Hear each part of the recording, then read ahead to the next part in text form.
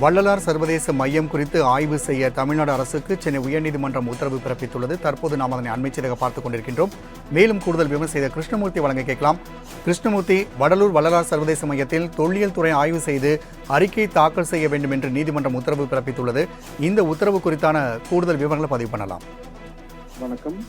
வடலூரில் வள்ளலார் கோவில் அமைந்துள்ள சத்தியஞான சபை முன்பு 99 கோடியே 6 லட்சம் ரூபாய் செலவில் வள்ளலார் சர்வதேச மையம் அமைக்க அரசு அரசாணை பிறப்பித்துள்ளது.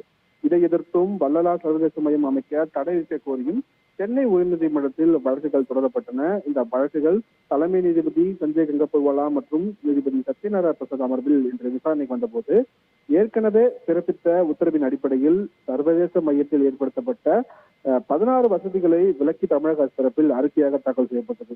மேலும் சர்வதேச மையம் அமைய உள்ள பகுதியை தொல்லியல் துறை அதிகாரி ஆய்வு செய்து அறிக்கை அளித்துள்ளதாகவும் அதில் 17 முதல் 18ஆம் நூற்றாண்டில் கட்டப்பட்ட சுற்றுச்சுவரின் எச்சங்கள் மட்டும் கண்டறியப்பட்டுள்ளதாகவும் அந்த பகுதியில் எந்த கட்டுமானமும் நடைபெறவில்லை என்றும் தமிழக தரப்பில் ஆஜரான தலைமை வழக்கறிஞர் பி எஸ் ராமன் தெரிவித்திருந்தார். மேலும் அவர் பணியின் போது ஏதேனும் வரலாற்று முக்கியத்துவம் வாய்ந்த அல்லது தொல்லியல் துறை முக்கியத்துவம் வாய்ந்த கட்டிடங்கள் கண்டறியப்பட்டால் அவை பாதுகாக்கப்படும் எனவும் அரசு தரப்பில் உறுதி அளிக்கப்பட்டது.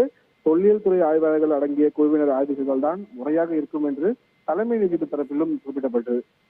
இதை ஏற்றுக்கொண்ட தலைமை வழக்கறிஞர் 3 பேர் கொண்ட தொல்லியல் நிபுணர் குழு அமைத்து ஆய்வு செய்து பின்னர் அறிக்கை அளிக்கப்படும் என்று தலைமை நீதிபதி அமர்வு முன்பாக உறுதியளிக்கப்பட்டது.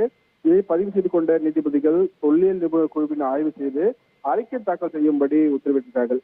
மேலும் இந்த வழக்கை கோவில்கள் தொடர்பான வழக்குகளை விசாரிக்கக்கூடிய நீதிபதிகள் மகாதேவன் மற்றும் நீதிபதி ஆதிகேசவ அடங்கிய சிறப்பு அமர்வுக்கு மாற்றி தலைமை நீதிபதி அமர்வு தற்போது உத்தரவிட்டிருக்கிறது. ராம்குமார்.